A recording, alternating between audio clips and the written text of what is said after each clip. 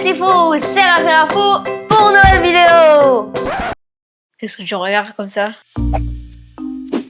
Quoi? Tu te moques de mon coussin? Il est pas beau mon coussin? Ben moi, il me plaît. Parce qu'il ressemble à un poisson qui est autour de mon île. Et devine de quel poisson je parle. Tu trouves pas? Attends, je vais t'aider un peu. Et là, c'est ça, t'as trouvé! On va parler du poisson clown!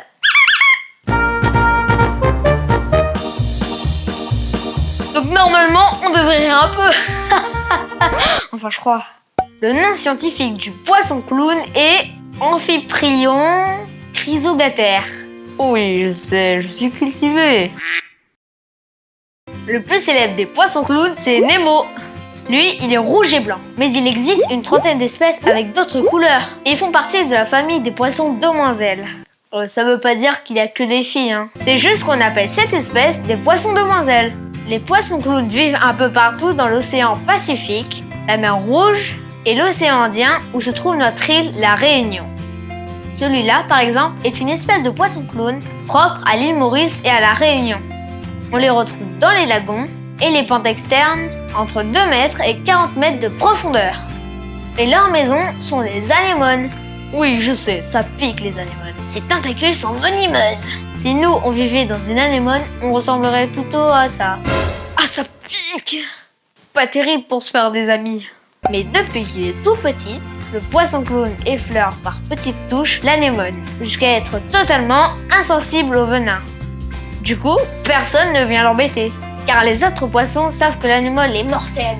Et puis si quelqu'un vient, il défend l'anémone.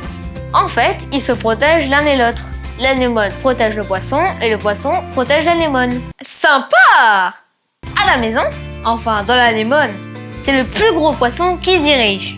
Et c'est une femelle accompagnée de plusieurs mâles immatures. Chez nous, ça n'existe pas les mâles immatures, n'est-ce pas? Enfin, c'est ce que dit mon père. La femelle peut atteindre jusqu'à 15 cm.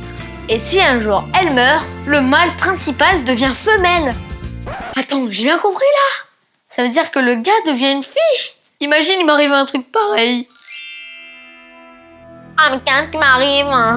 Ah, mais comment je parle? Maman! Heureusement que ça arrive pas aux humains, ça. Quoique dans certains cas... Bref. Chez les poissons clowns, un garçon qui devient une fille, ça s'appelle un hermaphrodite. Et voilà, tu sais maintenant qu'il y a des poissons clowns à La Réunion. Et tu as appris plein de trucs sur eux. Allez, on se dit à bientôt pour une nouvelle vidéo qui parle de mon île et de ses fonds marins. Ciao!